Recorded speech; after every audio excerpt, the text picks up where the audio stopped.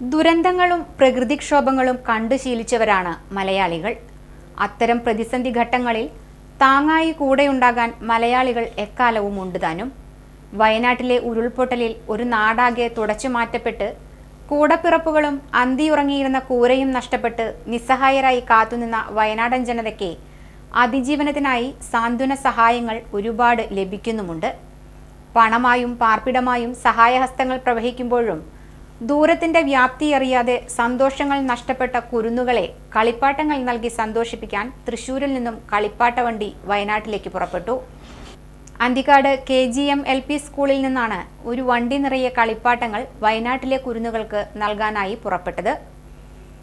സ്കൂളിലെ 625 വിദ്യാർത്ഥികൾ ചേർന്ന് 2 ദിവസം കൊണ്ടാണ് കളിപ്പാട്ടങ്ങൾ സമാഹരിച്ചത്. ചെറുതും വലുതുമായ മനോഹരമായ പാവകൾ, കുഞ്ഞു മുച്ചക്ര സൈക്കിളുകൾ, ജീപ്പ്, കാറ് തുടങ്ങി 1500-ൽ പരം കളിപ്പാട്ടങ്ങൾ കുരുന്നുകൾ സ്കൂളിലെത്തിച്ചു. 1,00,000-ഓളം രൂപ പണമായും സ്കൂളിലെത്തി. അതിനും കളിപ്പാട്ടങ്ങൾ വാങ്ങി. പ്രധാനാധ്യാപകൻ ജോഷി ഡി കൊള്ളന്നൂരിന്റെ നേതൃത്വത്തിൽ PTA അംഗങ്ങളും രക്ഷിതാക്കളും വിദ്യാർത്ഥികൾക്ക് ആവശ്യമായ പ്രോത്സാഹനങ്ങൾ നൽകി. സ്കൂളിലെത്തിച്ച കളിപ്പാട്ടങ്ങൾ തരംതിരിച്ച് കെട്ടുകളാക്കി വാഹനത്തിൽ കയറ്റി.